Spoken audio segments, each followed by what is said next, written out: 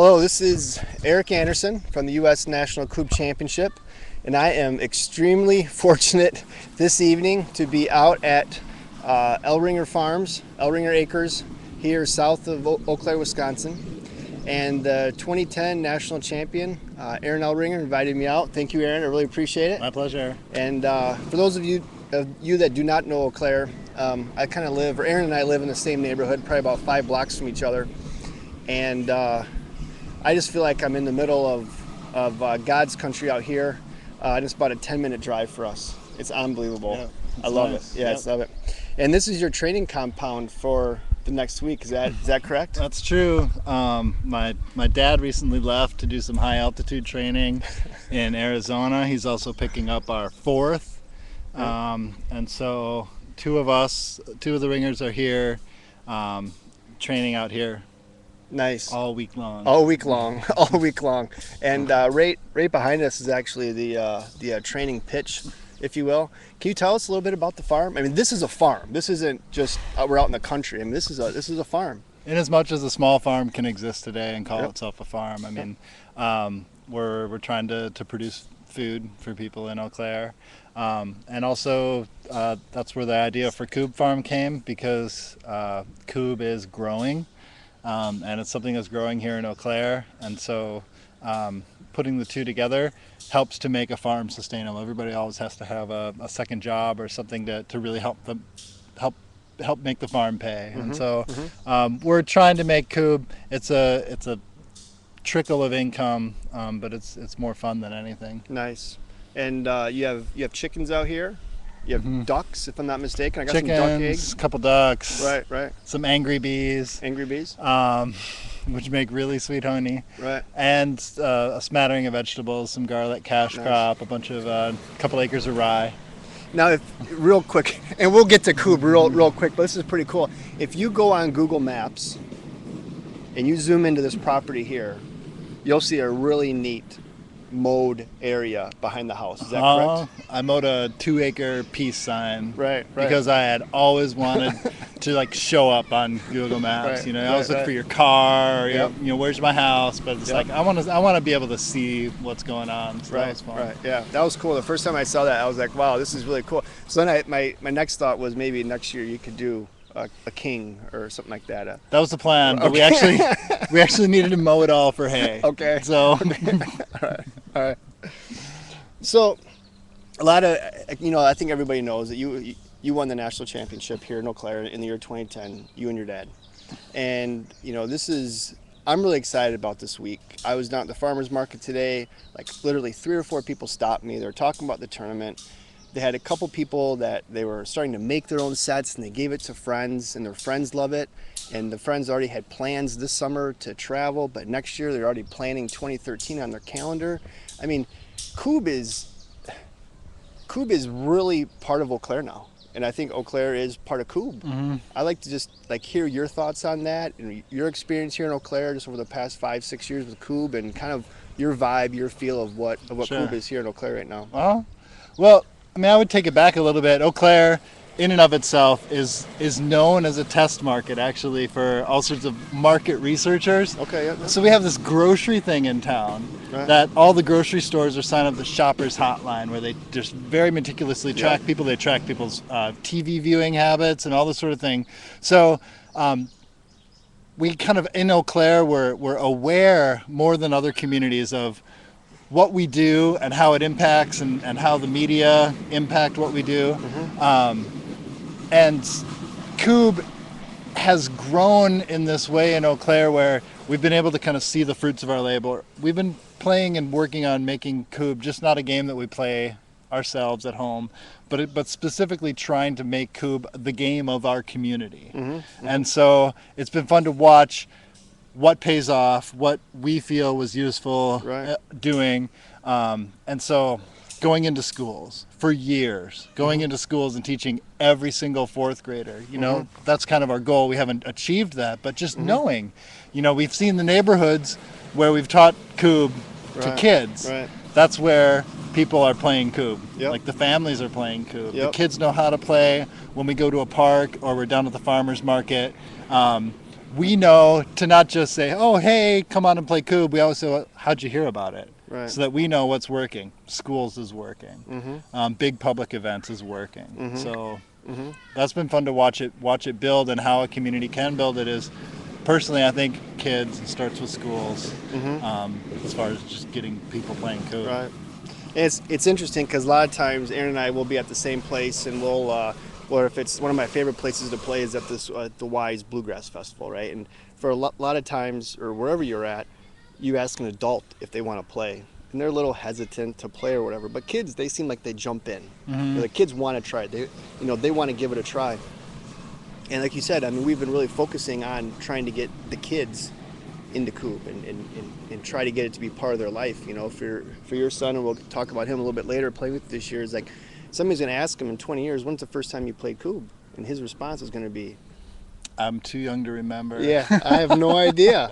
I have no idea. Yeah. That's, well, I know that my kids have heard the sound of Kubb, like in utero, like while they were developing. My wife was nearby, Right. and that sound, that deepening earth sound of wood on wood, was heard by the children. They feel it in their blood. We all do. We all do.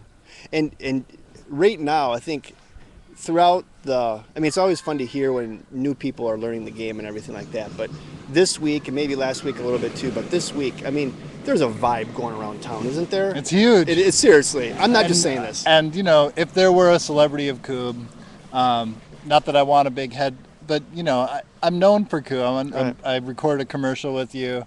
The whole point of the Kubb Capital is to promote Kubb, and it's not that I want to derive any sort of fame for myself, but I want to use the tools that are available to us. And one of the tools is people pay attention when you say you're the national champion of whatever it is, Right. of cupcake baking or what. Kubb, people laugh, some people take you seriously. But the point is that people, when they see me, think Kubb. When they see you, they think Kubb. Right. And right now, like, they see us and they know, that eye contact is enough just for us to know, like, something's happening. Something's going on. Something's going on. Something's going on. And, in our neighborhood, literally, you can hear Kubb being played. Yeah.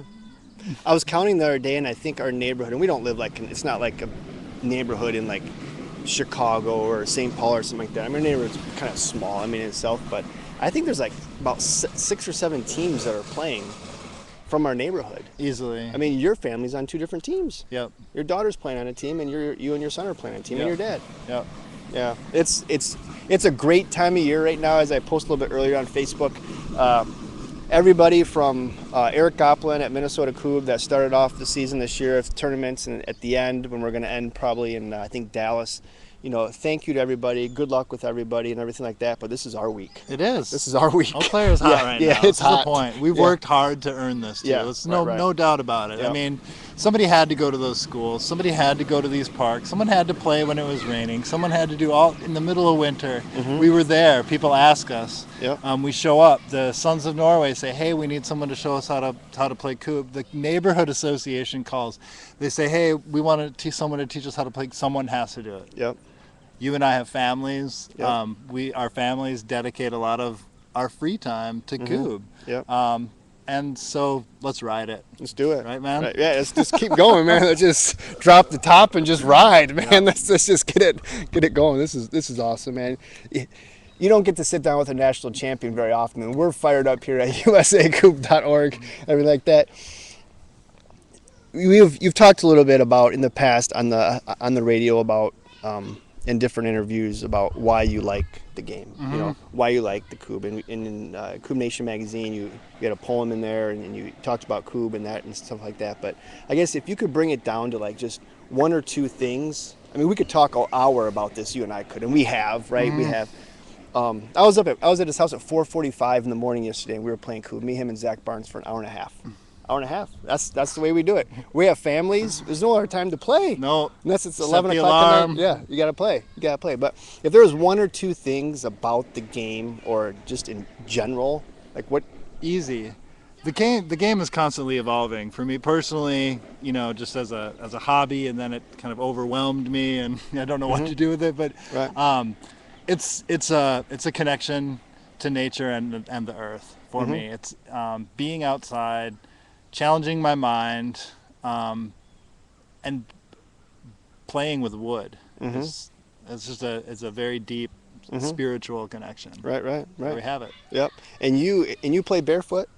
As much as I can. Right. I've got a broken toe, Right, a hornet bite, all sorts of things going on. This guy as a result. This guy's injured for the U.S. Championship. But I'm going to tell you this: always be scared of that injured dog, of that injured lion. It's going to be. This guy has a hornet bite. His foot's like twice. Literally, it's like 50% of twice the size of his. He was showing it to us the other day. I'm going to go get bit by 4 more hornets this week. Yeah. I'm going to go naked beekeeping later because that bee power just like. Right.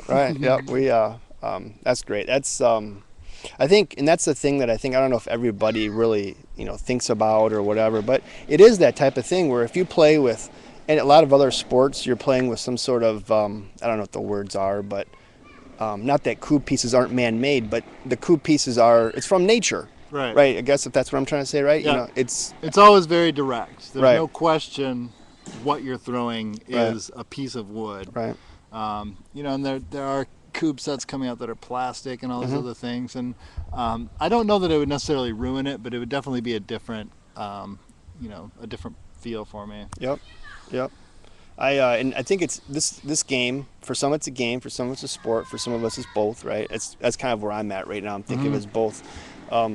But the whole idea for some people to think that the Vikings played it, or maybe your ancestors played it, you can say, yeah, it was easy. Maybe they used some firewood, or they used these types of things. That type of thing. If you played, people weren't playing with a football, a leather football, or maybe they were. I don't know what I'm talking about. But it's some of these sports like tennis or whatever. You're not using nature in your hand, and okay, they weren't playing this 500 years ago, sure, type of thing. Or whatever. And so a couple other reasons why I love Kubb.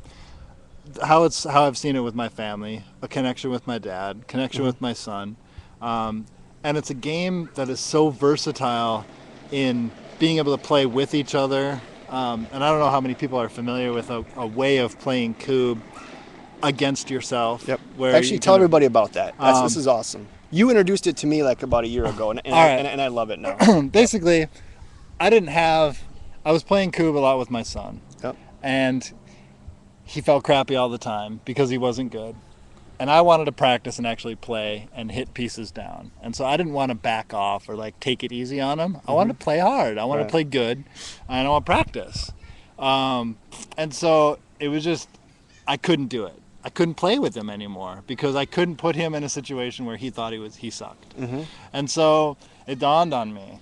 I have a pen name, and I write and do other things under this sort of other persona. And so had this idea to play against myself. And I asked my son, Cy, I said, Cy, make up a name for another person. Mine's Reginald. And he instantly came up with, well, my name's going to be Kubb. Yeah, why not? That's his nickname in the neighborhood, is just Kubb. The kid's name is Kubb, so he's like, well, my name's Kubb. Okay, well, I'm Reginald Pongrat, so he's Kubb Salmon. Okay. Is his name. And so Aaron and Cy, me and my son, we'll play on one side, but then we'll switch over and we will try it as best as we can to assume this other personality, to be Reginald. And so then we are able to play on a team with each other, play our best, each to our own best ability. I can play as hard as I want, I can drill as good as I want, he can play as hard as he wants because he wants to win and beat himself, to beat me. Right. And he can. And so I found it as a way also with when I go and meet someone like Eric from the Twin Cities. When we met and played, I really didn't want to we're going to take you on. I didn't want to do that. I just wanted to hang out with him and play and talk. And so that's my dad and I picked up my dad from the airport. Eric picked out a spot in the cities to meet, and we all just met and played Kubb together. And that's what we did. We played together against ourselves. And it's awesome. Yeah. When you have 3 people, it changes how you switch off Inca stars. So you can play Inky against Inky. Right. You can, if you have 3 people, it totally makes the game even if you take turns, so that it's always just and that's what it's fun. When could the Ringers and part of Tad Kubler play together as a super team? Right. And then who could they even play that would be a competition or any fun for them, because that's like a killer group right there, right? Yeah. So It doesn't get much better than that. the only people we could actually possibly play in the world were ourselves, and how perfect is that? We can play as hard as we want, as good as we want, all the time, and so I highly recommend anybody who plays Kubb, and people who play just by themselves know that you can play against yourself, and that's, you know, when I became the champion by happenstance or skill or whatever you want to say, it was like, wow, I can now play every day against the champion. Like, Right. that's kind of cool. I get to play against that. Yep. The other thing was that it was a gift that I could give other people. So to go and play Kubb with other people, like, oh wow, we're playing against the champion and that sort of thing, and then they get to beat me, and like, oh, we beat the champion. Yeah. Right. So the thing that I love about it, and we have a real quick, we got a couple people chatting in here. This is awesome. Eric Goplin, he emailed me earlier today, and him and Cole are just doing some training all day over Minneapolis or Rosemont. But he says he's been here. He was here after we did our Kubb clinic. He actually drove here one day. Calls his place Kubbitopia. It is. This is unbelievable here. I can't believe I'm not get to be here again. He also says Team Cole goes first versus Team Eric. That's not me. That's Eric Goplin here. Goes first. 3 a.m. Painter Park, winter 2010. So they were doing that back then too. Great minds think alike. The one thing that I like about it, and I guess I'm talking to you and Eric and the world here both, is that if I'm playing against you, and you and I are playing against each other, and we used to play against each other a lot. I mean, back at all these different things, right? I never felt like we talked. Because if I'm talking, I can't talk when I'm throwing, right? And I don't want to talk when you're throwing. right. And I don't want to talk when you're drilling, and I don't want to talk when I'm drilling, right? And I felt like we never really communicated or talked and everything like that. But since we've started playing the way that we have started playing, I feel like you and I have gotten to know each other a lot better. And then we can talk and have a good time and converse and think about different things and talk, whether it's about family or Kubb or what's going on in the community. It pulls ego out of the game too. Absolutely. There's not like we're not trying to beat No. each other. No. So Yeah. that's a beautiful Yeah, part. I love it. Yeah. I love it. You know, there's time for that. There's time if you want to play one-on-one, all these different types of things. But you know, this type of way, I really like it, and I'm looking forward to when my two daughters can, you know, or I'll go out and play with them this way too. But they still have struggled. They're not as strong as Cy to get those batons out there and everything like that. And I don't know of another game that offers that, really. Yeah. I mean, no, it's true. To the point where you know, even something like checkers or things like that, that's a mind game, and if you know what you're thinking, you know, there's the skill, and so baseball, you can't really play against yourself and run and catch the ball. So it's a unique aspect of the sport that kind of we discovered. I'm sure other people have known, like Eric says, he's been doing it forever. So there you have it. That's awesome, and I never really thought about that before too. Where what others? I'm just trying to think of it. Like you can't do that in tennis, you know. Maybe, you know, in golf, I guess. I mean, I'm not sure, but it is kind of neat how you can do that and everything. And if you ever have to go, my partner is calling me. All right, so this guy's on daddy duty as well. This is a perfect timing. I got like 8 more questions for this guy, and we've been on here 20 minutes. But I just want to take a quick thing here to thank all of our sponsors. I can't do this enough because this is if you come to Eau Claire this year, you may not even, and you came last year, you may not even recognize part of it. I mean, we've really stepped it up this year. So our championship sponsors this year are Auger Association. It's a Nordic association here, Nordic group here in town that does a lot of language classes and cultural types of things within the Nordic heritage. Deborah Becker State Farm for the insurance, located downtown. ESPN 1150. And 92.9, The Big Cheese. They're both great. Aaron actually, he was talking about a commercial. He just cut a commercial. Look at that. He just cut a commercial last week, and that's going to be airing a lot this week on 4 or 5 different stations here in town. Awesome. Festival Foods, donating a ton of food for the event. Hallman Lindsay Paints. Everybody knows that Hallman Lindsay Paints is Cy's over here doing training too. This guy, this is the training compound. This is crazy. So Hallman Lindsay Paints, the King's Corner pins are all painted with Hallman Lindsay Paints, and I think my whole house. Kubb Nation Magazine, go there, learn about different things. We're going to be talking about the drill really soon with this guy here. Old Time Games, the only set that we've used here for the National Championship is Old Time Games, and since 2009, all the sets that we've ever used were old time games. Way back in the day, people brought their own sets, old time games. We use old time game sets here in Eau Claire for the national championship. The House Board Shop, awesome place, man. Go to the House Board Shop on the website. Amazing the stuff they have there. Visit Eau Claire. Can't say enough about Visit Eau Claire. Our other sponsors are Ambient Inks, Just Local Food, Lazy Monk Brewing, Peter's Rentals, Scandinavian Import Store, Shields, The Firehouse, Volume 1, WIEC Radio 102.7, Wise Radio 96.3, Excel Energy. Special thanks to Mary Tapkin down in Des Moines, Iowa for designing the this. You kidding me? Look at this. Olympic year. I think it was Aaron that mentioned that this is someday when it Kubb's in Olympics.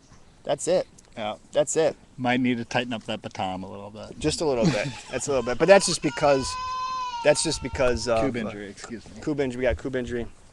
And then my friend Ethan Stapp, who out in Helena, that does all the trophies.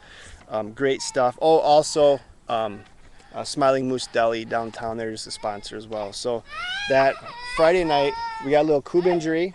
So I'm going to talk a little bit more here. This is kind of spur of the moment. How about if I give who wants to see a view?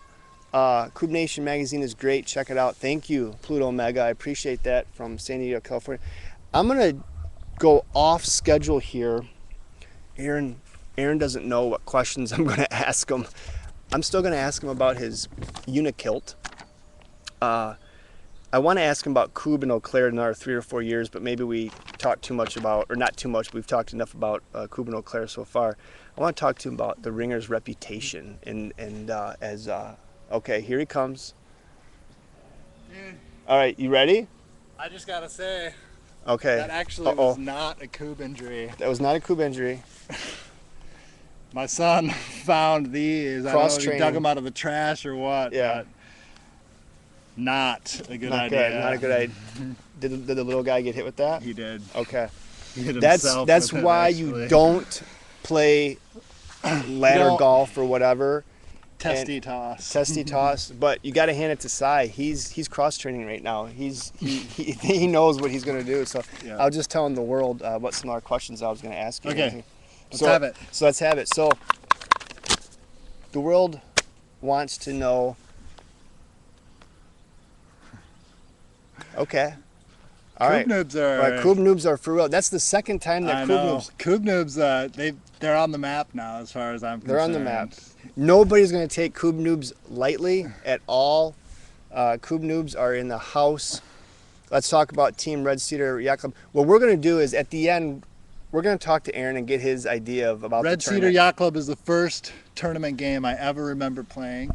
Talk It about lasted forever. Yep. It took like 3 hours, and we were playing on a set that they made. Because in that tournament, I don't know if you didn't have enough sets or what, but people brought they them. brought their own tournament. We're like, what is this? Right. And it was awesome. Yep. And we went back and forth. That was slugfest. That's boxing right there. That Red Cedar Yacht Club, that must have been 2008. That was their first year. That's when you played with Team A to Z or A to Z. Yep. Zach. Yep. That's right. Yep. The kilts were inaugural there. That Zach was wore a the kilt first year. too. Zach wore a kilt too. Let's talk about the kilt for maybe just 2 minutes or 1 minute or however you want. We don't need to talk about the kilt very long at all. No. I've worn a kilt on and off since I lived in Scotland back in '91. Lived in Scotland.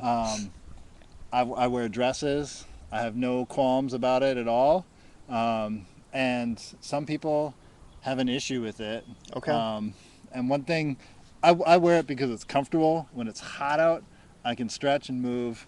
As people know, when I do my Inca Star, Right. I get down. You get down. And these shorts, these are really baggy shorts, but they're pulling right now. Right, Kilt right. never does that. So I can feel full movement if I need to get down or do whatever. So the kilt is a strategic choice for flexibility on the Kubb pitch.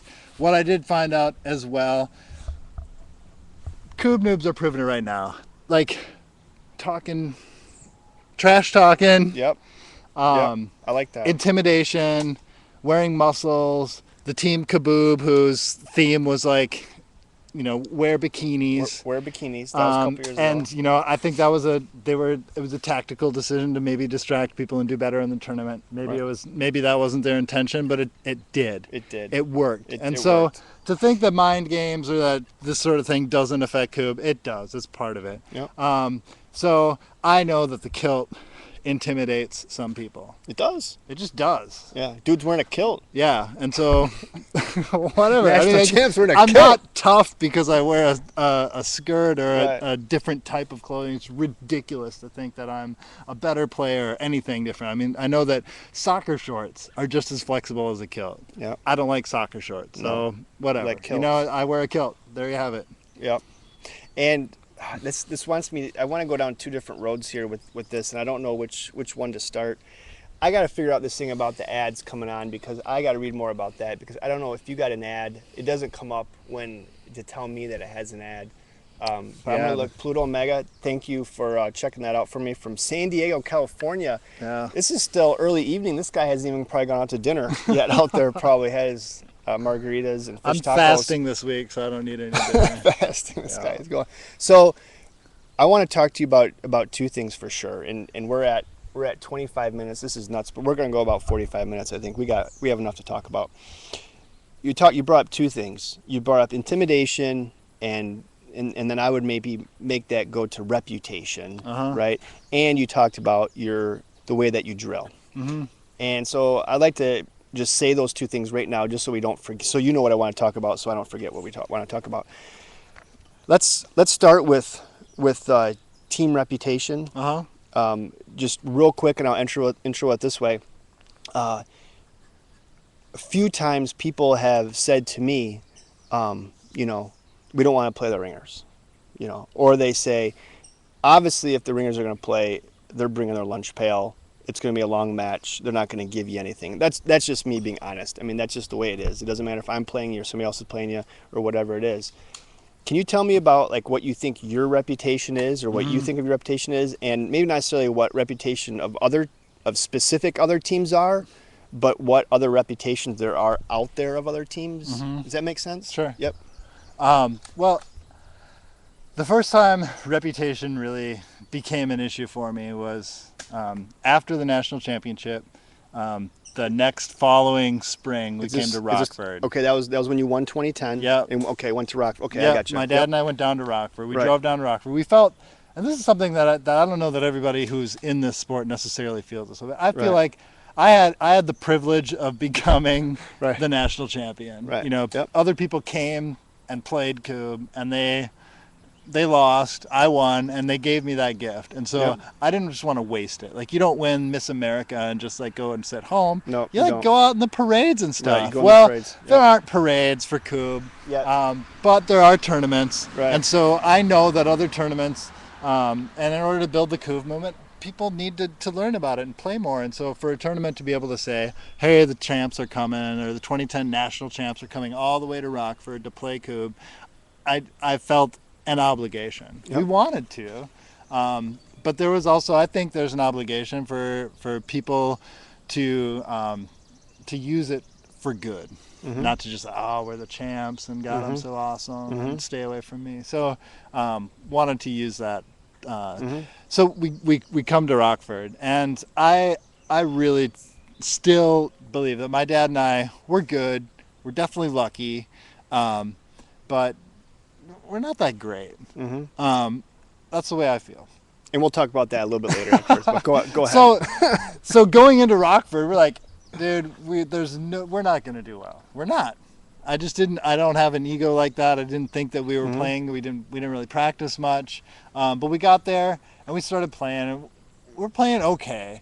And we're playing these guys from Philly that showed up, and I was super intimidated. Number one, they drove from Philadelphia to Rockford to play Kubb. Yep. And it's like, these guys have got to be good. They're super into it if they're driving that far, and they were playing well. They had a distinct throwing style that I've never seen before. It was like, man, and they had us on the ropes. They were beating us.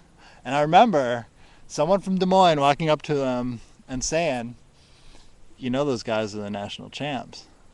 And then they looked at each other, and they visibly changed. Mm-hmm. Like they got nervous. Yep. Like, oh, whoa, like Whoa. we were playing good, but Right. We shouldn't those be are the here. champs. Right. Yeah. Yeah. So I didn't like that. I really didn't. In fact, I hated it. The second that happened, I'm like, dang it, this perfectly good Kubb game got ruined because of some sort of mind game or some, like, they got into me for no reason. Like, they shouldn't have been worried because they were beating us, number one. They were possibly better than us. But for some external reason, I got an advantage that I didn't necessarily want. Well, if you could say I earned that advantage by winning or whatever, that sort of thing. But the point is that reputation, mind game, up until that point, I didn't want it. I didn't want it to be part of the game. It never was part of the game for me that I thought. But then I started to think more and realize, well, there are people out there that I'm really nervous about playing. And so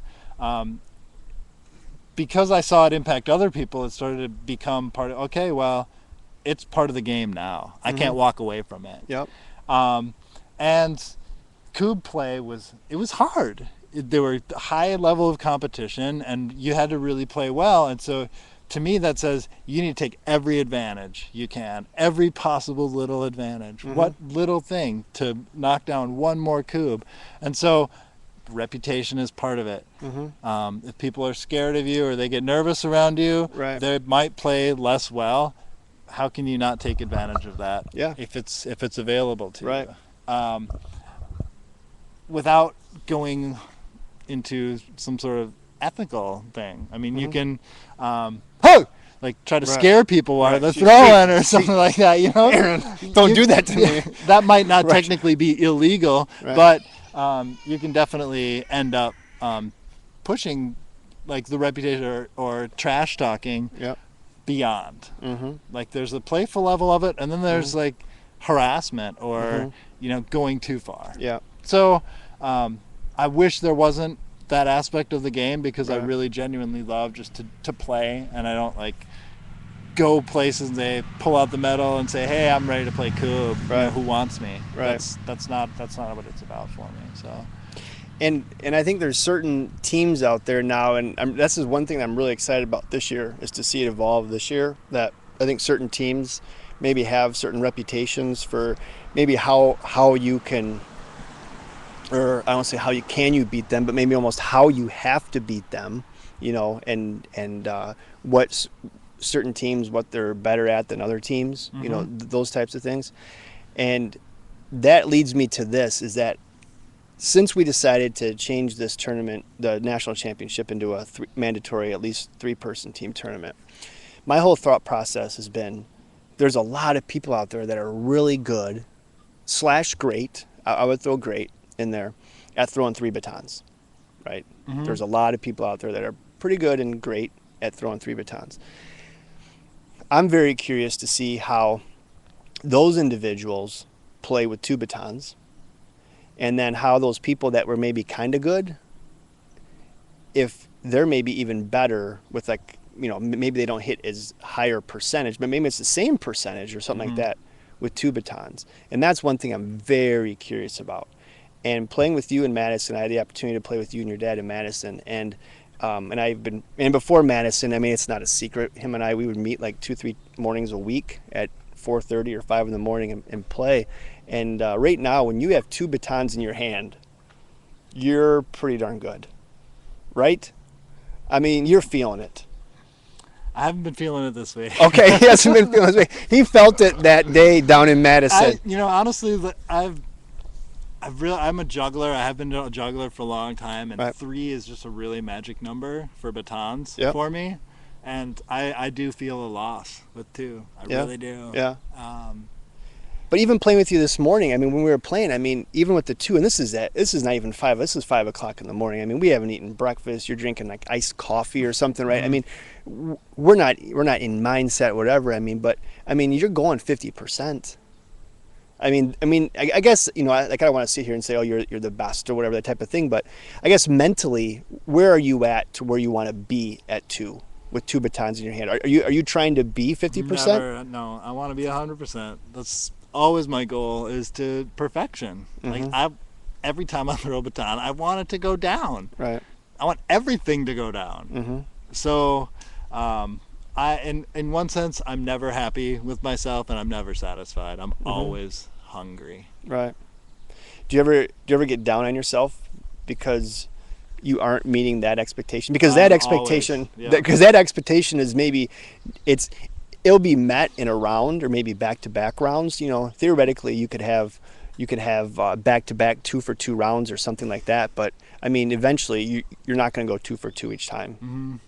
No, I'm really a terrible Kubb player.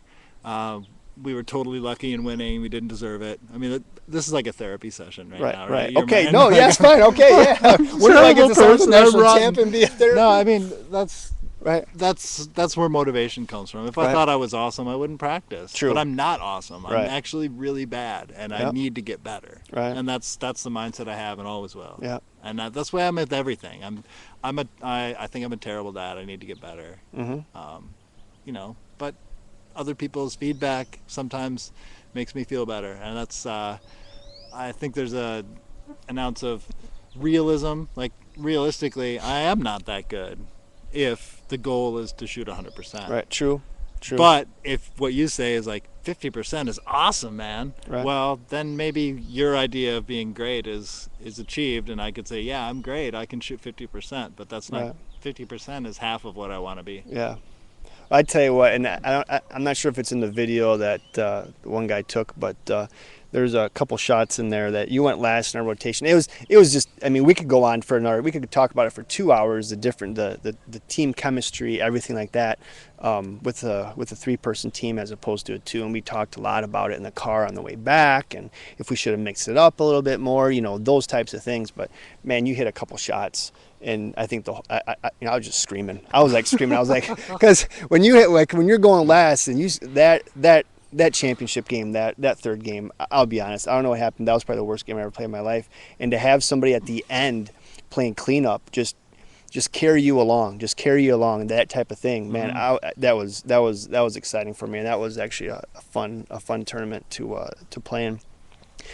Do you have to do something, or we okay?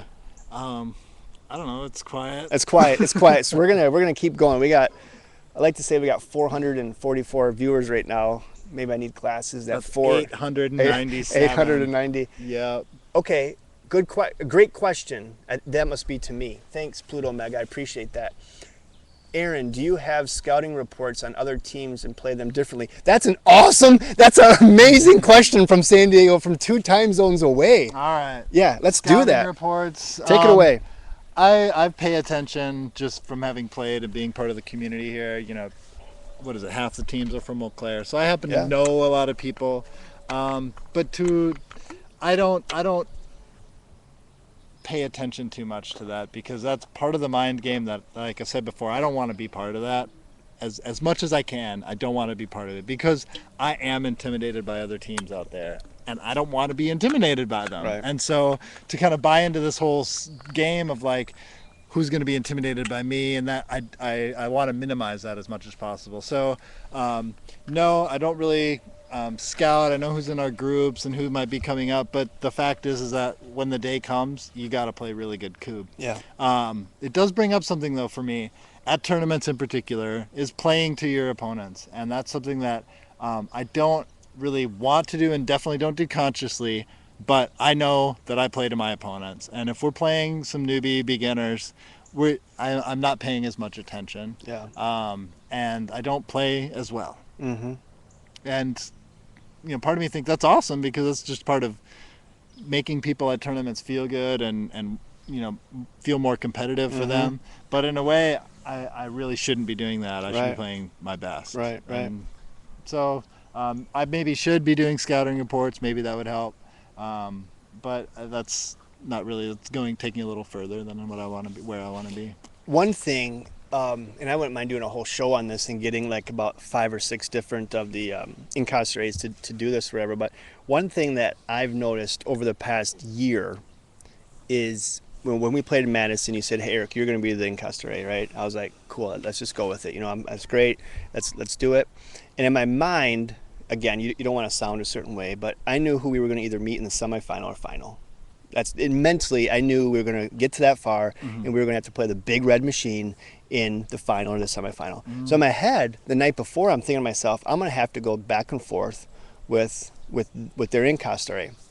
And then the first example I had with that was in Des Moines last year, because for the most part, that, I don't want to sound it, but that skill or that thing, the drill or that position in the game has really taken off in the past year. So the people that were maybe at the top for the past 4 years before that were kind of alone, right? And you weren't really going toe-to-toe with that person. They weren't really pushing you. But going down to Des Moines and playing in that tournament, all of a sudden you realize, man, there's a lot of these players that are really good at that. And in my mind now, I'm starting to struggle with, this is going in depth, man. So but I've started going inside, getting in my head where I'm thinking, okay, not only am I, as the Ringers, let's say, because I played with you guys as the Ringers, playing against that team on the other side of the pitch, but I'm playing this smaller micro battle with that person that's throwing the Kubbs as well. And I don't know if I should be thinking about that or if I should just be focusing on what Eric does. But it can wear on you, because if they keep doing it well, it's pushing you to, because if you make a mistake, that's it. Yep. And that's part of the mind game that right. I personally want to minimize. Yeah, absolutely. Because you need to focus on just throwing your Kubbs, yep. and you need to block out the rest. Right. And so because the other guy has big muscles or they have bikinis on or whatever, right. that ideally that's not part of your game. Right. You're playing top Kubb. And then maybe it's like golf, And maybe we got another question from Huck91. Let's go to that real quick. But maybe, and this is awesome that we're talking about this, but maybe being the Incastare is like golf, because I think in a golf tournament, you don't see on the putting green. You watch people maybe because you want to see the break or whatever like that. But I don't think a lot of golfers are watching the other golfer hit their shot, because it doesn't matter. Right. It does not matter what the other golfer is doing. Right? It doesn't matter if you and I are playing against each other, Sweden Suns are playing against the Ringers, and you're the Incastare, I'm the Incastare. It doesn't matter to me how you're incasting. Right. Period. Why should it bother me? But to be observant, learn about the turf, see how they're throwing it, how they're landing it on that side may become useful, or maybe it's playing a certain way and they've nailed it down. And that's that brings me to maybe another strategic point of my play, and a question that I know was coming up is like, what's your philosophy on Incastar? Right, how do you do it, or what do you do? Let's go with that. Constantly evolving. Constantly. It has to. Changing turf, the moisture throughout the day, wind, all that sort of stuff is always a factor, and you always need to be flexible and have different throws in your pocket. And that's my philosophy, is just forever changing. I do have a nice wide stance. That's important to me, but otherwise it's kind of open season. Yep. And in that open stance, I think that's kind of the Eau Claire cast now. You see, Scott Forrester does it. You do it. One of the guys from Team Kaboom is doing it. I think another guy on Kubitz does it. It's becoming. Scott is who inspired me. That's the first time I ever saw it, was that day in the park. And so I really credit him for coming up with that, and that's how I've done it. I don't want to paint myself in a box. I might change next week. You might change. You might change during the game. Yeah. Seriously, you have to, right? Because maybe you can't do something with the wide stance that you can do, or maybe more people should try the wide stance, because maybe that allows you to do a certain throw at a certain time on a certain terrain that you can't do any other way. Yep. Low center of gravity, what is, you're closer to the ground and able to just kind of lay things over there. And I like the whole idea too. I forgot who said it in the drill manifesto, if you will, but the whole follow through. I think it was Jens from Sweden, the guy that I played with in the championship. But like the whole follow through, like in golf, when you play golf, you don't just stop right there, or in tennis, you don't just stop. You have to have that follow through. It's the same way with that incast. And maybe with this more center of gravity, you bring it up and you're allowed to go through a little bit more. Yeah. I want to go to Huck91. And I don't know if Huck is with the Kubb Noobs. If you could chat in that'd be great. How important is it to play a bit on the tournament pitch in practice? I think it could prove to be really important, actually. Yeah. The fact is that if you were out there playing on that particular soccer field every day for 2 months, you would have an advantage. There's no question about it. You would have Right. an advantage over other people. You would know what it plays like on different days, different temperatures, all that sort of stuff. So, to a certain degree, how important is it to play on that exact park? Probably not so important. It's a soccer field. It's a very managed turf that's very common throughout America and the world, really. I mean, you play soccer on grass, nice, good, thick, tough grass. And so if you can practice in a park or manage your own turf in a way that's like a soccer field, that's what you do. It's managed by the city. Cities, have turf manuals, and that's what they're doing. They're going by the book. So if you're playing in a soccer field, you're doing pretty good. Yeah. I'm gonna have to take a break for a little bit. Yep. I'll be right back. All right, yeah, that sounds good. I'm just gonna, and I hope our viewership doesn't just decline really bad here, but yep, he is. Huck 91 is from Kubb Noobs. That's awesome. I'm looking forward to shaking your hand on Saturday, maybe Friday night at the Firehouse. One thing I'll add to what Aaron is, not that I want to add to what a national champion says too much, obviously, but I would say that, and this is one thing that I had to do in Madison when I was had the great opportunity to play with the Ringers, is that in downtime I practiced unbelievable amounts, and I went around. Okay, shh, don't tell anybody else, but I go around to all the different pitches when they're empty, and I'll drill on those different pitches, because as the day evolves, you never know what pitch you're going to be playing on as the tournament evolves. Like for the U.S. Championship, we have it broken down for about 2 or 3 rounds in the playoffs. But after that, you may not know what pitch you're gonna be on. So if there's an open pitch, I've found myself going to those pitches.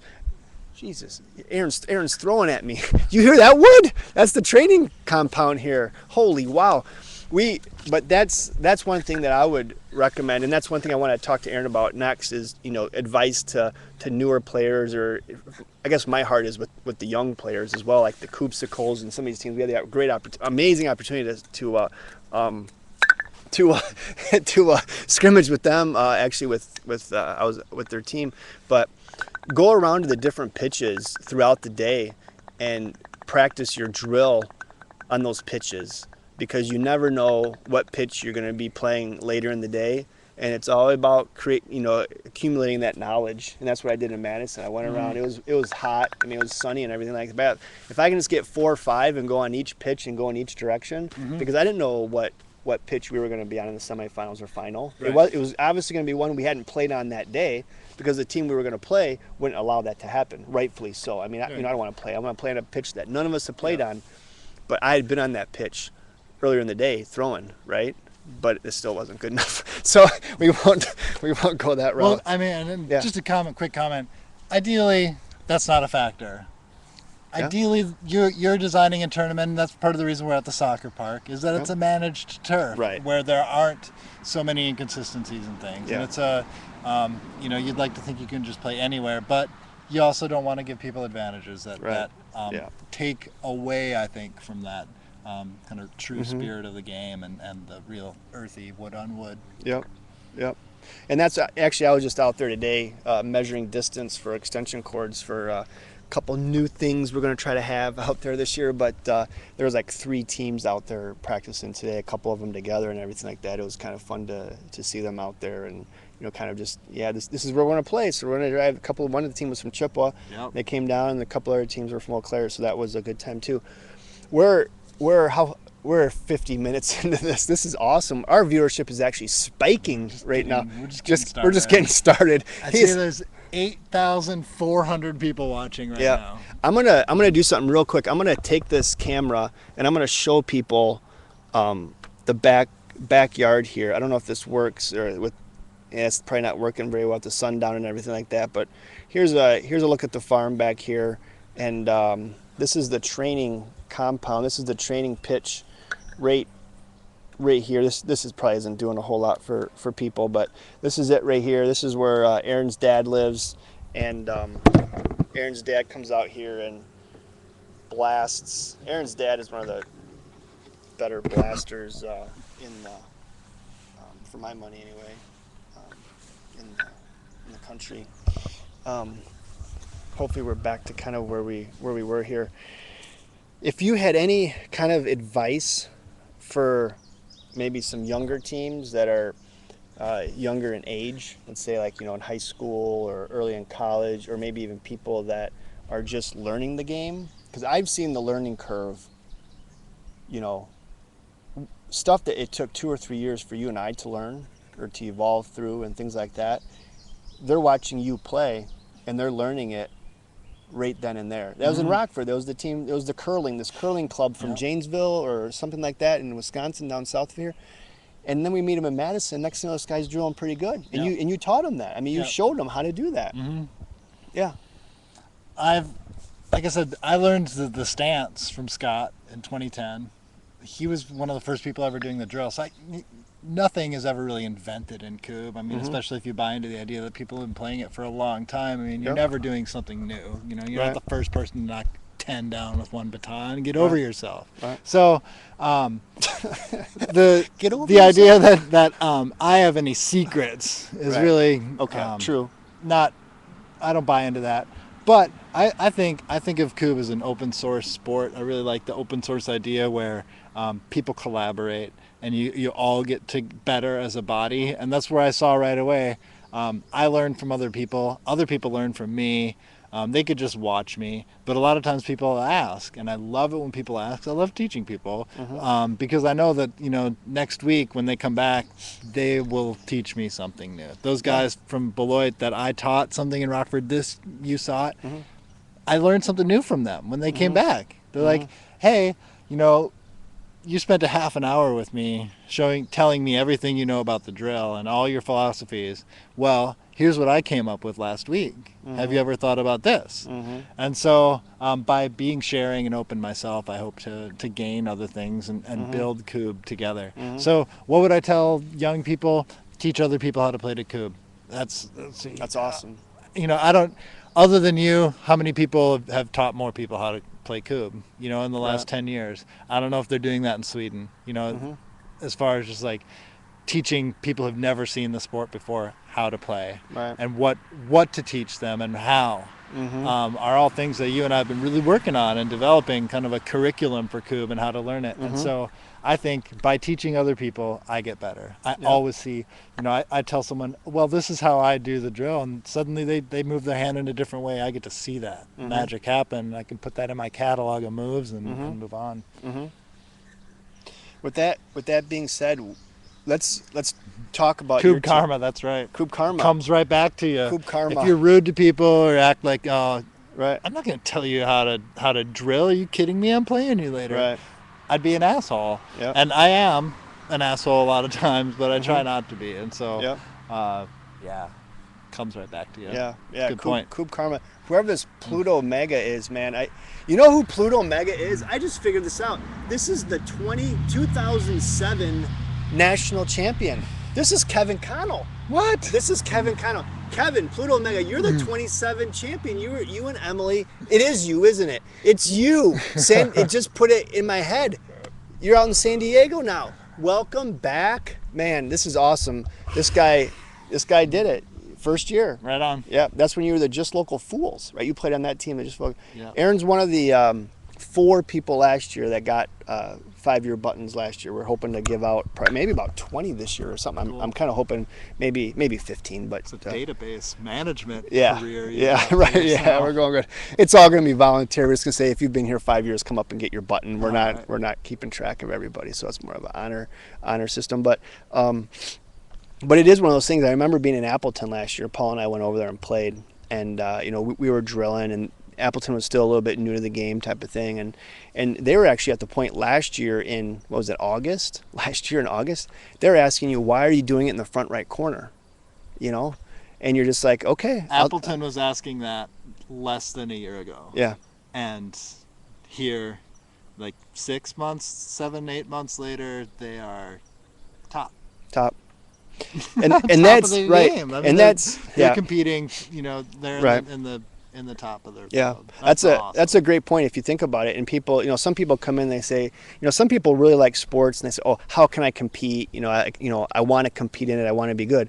Exactly. Here's the thing. It's the most important throw in the game. I I believe it. Some people don't believe it, but I believe it. It's the drill. It's getting it in there in that tight spot so you can get to your back line sooner. Some people say it's the 8-meter shot.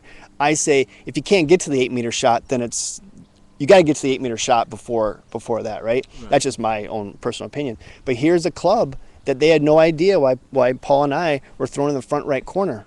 No idea. So I'm sitting down there and, showing it, drawing it out in the grass. I'm like, if you do this, you do that, you do that, you do this.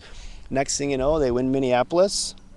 Next thing you know, they compete in Rockford as a 6-per team. Rockford. Yeah, and they won in Madison. I mean, and they're expecting to do the Big Red Machine's looking to. I wish I wasn't intimidated by Big Red Machine. I guess I don't want mind games to be part of it, but they are part of it. They got the flags, right. Their moms and dads, the family thing. You're not just taking on the Chads. You're taking on Fox Valley Kubb. You're taking on Fox Valley. Yeah, and, now maybe that's what people feel when they're playing someone from Eau Claire. It's like, wow, that's a body of knowledge. That's a mass of people that they're able to play with at a competitive level, and that's Des Moines. Yep. So. Here's a question here, or he has an arrow. I think he's Hux91 from Kubb Noobs is asking who's the 2012 champ. Before we get to that, I just want to say this: I get Kubb Noobs, 2012 champs. He wants to explain the front right corner once more. Okay, we're going to get to that real quick. I just want to say one thing here is that I'm intrigued by the perception of Eau Claire outside of Eau Claire in the Kubb world, because I think if a tournament can say, hey, there's 2 teams coming in from Eau Claire, or 1 team coming from Eau Claire, 4 teams coming in from Eau Claire, whatever it is, I like to think that tournament organizer or the players or the teams in that tournament think to themselves, wow, we got a couple teams coming in from the Kubb capital. I like to think that's what people think. I'm not sure, but I felt that in Minneapolis when we were going there. We heard the story on the bus where somebody said, "Oh gosh, there's 2 teams here from Eau Claire." Yeah.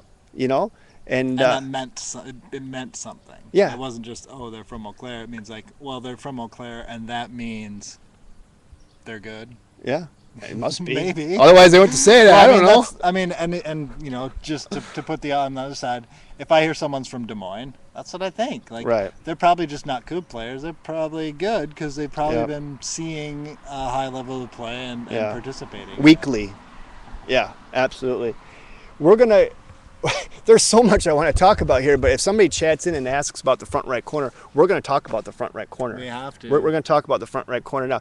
Should I try to take the camera over here? Is that okay? Or we can do 2 things. Actually, we can show the Kubb anchors, which I think is a pretty cool thing that some people out there might not have seen before. In the ground. Yep. And that is actually my corner. Okay. My right corner. Let's see if I can carry this.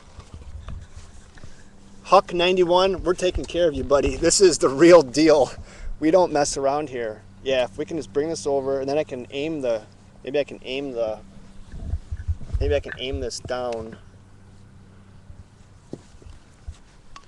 There's the anchor right there. So a Kubb anchor is a little cement in a cup, a plastic cup. So it's a little cement round thing in the ground, which I have actually put 5 on each back line, so that when I want to set up a Kubb game, they just go right on these anchors. I don't have dead grass in spots if I leave my Kubb out, which I do. I leave my Kubb out all the time so that I can just walk up and play. He does. So the Kubb anchors are always there, and the Kubbs actually are nice because they're sitting on a nice dry piece of cement. So I don't know if you can see this, but he can see it. Yep. Thank you, Paul Mullen, for making those. Yeah. Paul Mullen's the man when it comes to this stuff. So we have got the 5 anchors on the back line, but I also have in my dad's court here, we put them in the front right corner. So we don't have pegs sticking up, but we know where that corner is all the time. So I'm going to show you, if I'm pitching from back here, this will be the front right corner that I'm marking off the lines with right here. And so why would we want it there as opposed to somewhere else? So that's the king here, everybody, right there. Jesus.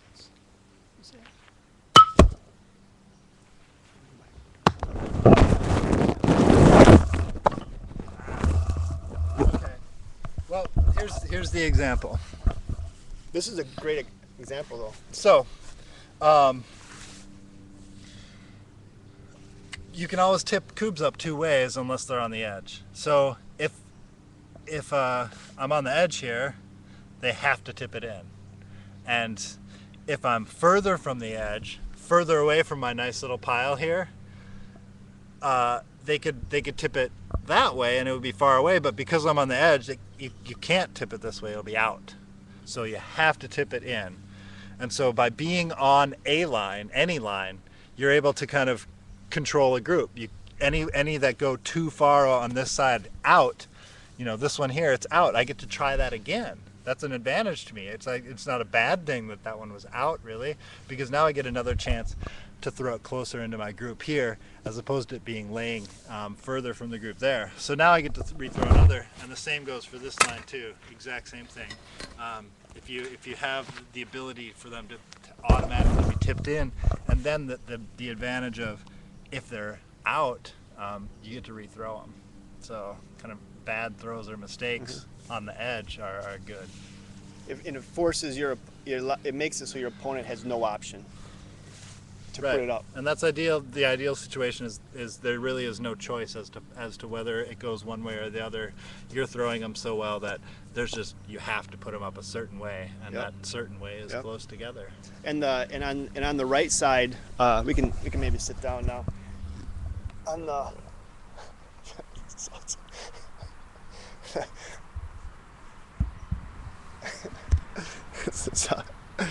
this is awesome. We just started. The reason why this might be better here, and the reason why we do the front right corner for most of the teams is that it's easier for a right-handed encastere to bounce it from left to right. So you're not putting it from out of bounds, inbounds. It's kind of this natural the bounce, and then for the that's good. Mm-hmm. We're good here. And then once they're up, your right-handed team gets to go straight down the line. And if it's on the left and there's like a little bit of an angle, yeah, I don't know. I don't know that it's a right hand left hand thing for most people. Right. I think is why it's the right front corner. Yeah. But I think our Kubb tossing skills could overcome a left-right issue. Yeah. The point is the corner for me. Right. Yeah. And that's one thing that we were actually working on yesterday morning at your home compound. You should see his. It's really sweet actually. We were practicing the whole coming in out of bounds and bouncing it inbounds. So it's more of the right to left turn is what I need to work on more. Yeah. And Eric has it down pretty good.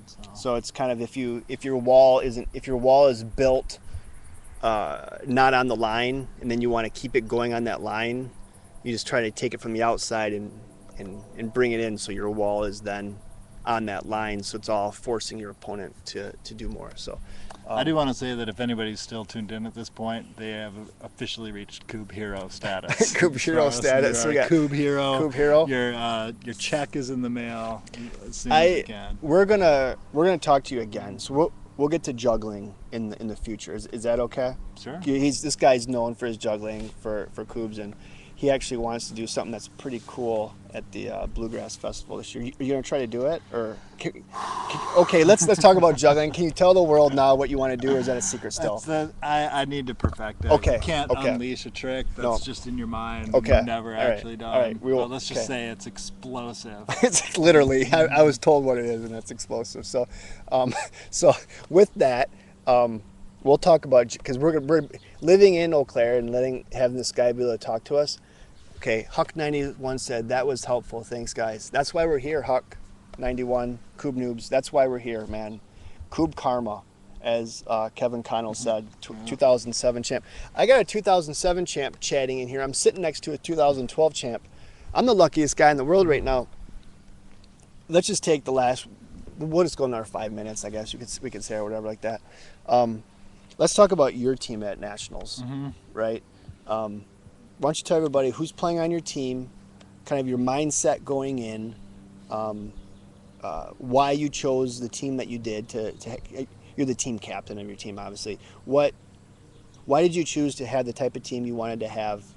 What are you excited about? What are your expectations? What do you want to get out of it? Well, it's an extension of our family. So the Ringers was originally my dad and I. And so when we go to have another player on the team, it seems natural to look inside our family. And my son, he really loves playing. He loves playing with me and my dad. And so it's just like, it's got to be him. And part of that's being a good dad, because if it wasn't him, he would feel not good. Like, why is my dad playing with his dad, but I can't play with my dad? True. And so it's part of it. It's just fairness. It's this is the way it has to be in many regards. And my nephew is our fourth player. Okay. And so my dad has a couple of grandsons, and they're on his team. And so how awesome is that for him? My daughter's also playing Kubb. She's not on our team. She actually didn't want to play on our team, but then when some friends invited her to play Kubb, like suddenly it's the hot new thing. Okay. So Yep. she's playing too. So it's a family affair. I really consider this an investment in the future of Kubb, not only for me personally or the Ringers as a team, like going forward in competition. Like Sai's 8 years old, he's only going to get better, and I don't know that I'm going to continue to get better. I don't know, my dad thinks he's going to continue to get better and better. We are getting better. We can practice. But, I think also for other people to see kids playing, super important. It's huge. Huge. We're teaching all these kids how to play Kubb in schools, for them to actually maybe see, a kid playing well with his dad and his parents, other parents to see, to build the Kubb movement, for them to see multi-generational people. And that was something really inspiring to me. It was Team McKee, or Mackay, or how they pronounce their name. Yep. But Aaron and his dad playing is like, that's awesome. Yeah. I love playing against them. And there is definitely, it's an advantage and a disadvantage of being in the family together. We know each other really well. We know our ins and outs, but we also fall into ruts with each other. I'm still the 3-year-old son to my dad, and all sorts of all our family issues are there with us too. But that's a fun part of the sport for us. Was my dad and I know playing with each other was a good thing for our relationship. So I know that playing with my son's going to be good for us too. And Sai is 7 or 8. Sai is 8 years old. 8 now. years old. And your nephew is 11. 11. Okay. And I'll be honest, and this is nothing. You and I agree on this too, and it's not to offend anybody else or whatever, but. I hope people can hear the crickets right now and the birds. This is amazing. We're out here at Ellringer Farms, the training compound this week for Aaron Ellringer, 2010 national champion, and Sai. This is his training compound as well. I loved playing with you. I love playing with Paul. I loved playing with my wife the one time we played, that type of thing. But for 2 or 3 tournaments, I played with my dad, and that's pretty nice, man. I mean, it doesn't get any better. And I've heard from people that, as we talked earlier, you guys are a team that has a reputation, those types of things. And I think, the mentality is, well, if there's 2 younger kids on the team, maybe they're not going to be as strong, those types of things. I'm just, obviously that's what people's first thoughts would be. But I've heard from 3 people that they're extremely jealous, and they wish that they had the opportunity to do what you guys are doing. Right. Especially you. I mean, you're playing with your dad and your son, and probably your dad too. I mean, he's playing with his son and grandsons. Yeah. I mean, that's pretty cool. I mean, that's something that people remember the rest of their life. And like you said, it's building it for the future. It's growing, and kids are going to come out to the tournament. I know they're going to come out to the tournament. I've talked to people in town. We're going to get a lot of people out at the tournament, and people are going to say, look at that guy. He's playing in the tournament. Right. And they're going to want to play again. They need to see that. Yeah, if it was just a bunch of adults playing in the Kubb tournament, it's that's maybe doesn't feel welcoming, and that's the same way we want to see everybody playing Kubb. And your daughter, she's 10, right? And she's playing on a 6 or 7 person team with kids that are all 10 to 12 years old, if I'm not mistaken, I think. Yep. And they're in the same group as you. Yeah, they are. That shows you this whole thing is random. We don't do anything. We make sure it's random. Do you have any I don't want to put you on the spot and say what your expectation for your team is, I guess, unless you want to offer that. But do you have any anticipation of what you might see unfold on Sunday? Do you have a team or two that you're looking for to see maybe, are they going to get past a hump? Are they going to make it into the final 8 or the finals or that type of thing? I mean, as a fan or a spectator, what are you looking at? As a fan and a spectator, I'm rooting for Eau Claire. I've seen some really great people playing here, and it's fun to share that with them, and it'd be fun to have the champion here in Eau Claire. That's about all I can say. Yep. And I'll just say this: if there's a future, we had somebody, a great show. Have a good night, y'all. Huck 91. We're looking forward to meeting you next time we're online. This guy, I think, has been, I don't know if it's a guy, this person, Huck 91. I think every time we've been on, I think Huck 91 has been following us. So that's great. This person is probably, he's like us a year. This guy is going to be, he's. Look out for Huck 91. Look out for Huck 91. I just want to say this, is that for the U.S. Championship, we put in a little bit of work with this thing, right? And it's awesome. And this isn't, I'm not talking about any other people that have won the tournament anywhere, anytime, or whatever, but this guy, he took his national championship, if you will, and he went with it, and he invested it into the community. And I'm very appreciative, because you've gotten the word out. Just this week, we got an email from the Sons of Norway. They're having their youth camp at Carson Park, and we had set that up where one of us would be there, and you're going to go. And the lady sent me the email, and I said, I'm not going to be there, but the 2010 national champ is coming. Her response to me was like, good gosh, are you kidding me? The national champ is coming. And that's that type of thing that a community can really build on. So, I mean, if the next national champ comes out of Chaska, or if it comes out of Appleton or Madison or Rockford or wherever it is, use it. Yeah. If you don't, you're wasting it. You are. You're really wasting it. When we used to do the winter things, kids would come up, people would come up, and we would just tell people, hey, he won it. And we're not bragging. It's just that people can play with you then. They see it. They know there is a championship. And it's just kind of investing that, into the community. So for somebody that puts a lot of time into it, I'm just honestly to say thanks so much for doing that over the past 2 years, and I expect it to keep happening. Because have you ever signed an autograph here in town? I have. You only have? Once. I've only signed a King. Yeah. Nice. The guy gets autograph requests in Eau Claire. That's what I'm talking plural, about. it's just one. Okay, one. He's got an autograph request, so we're gonna make it one more. With that, that went through my list, and then so I've had a blast. I hope everybody that is watching it had a blast.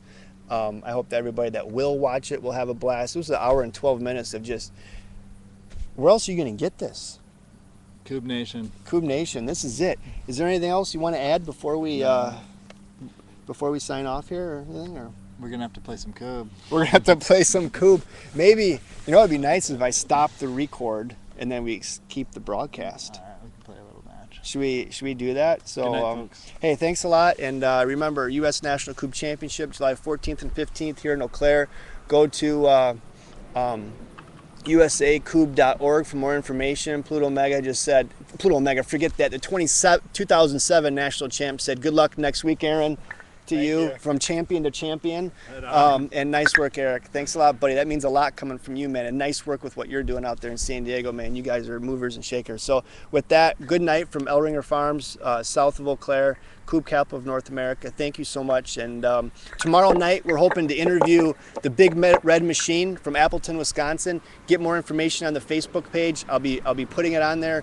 It's going to be huge. We're excited. I think we're going to interview both of the Chads from Kubb Snipers, and hopefully that works, but I'll let you know more about it. Thank you, Aaron Ellringer. We appreciate it. We love you, and we love Eau Claire. Thanks a lot.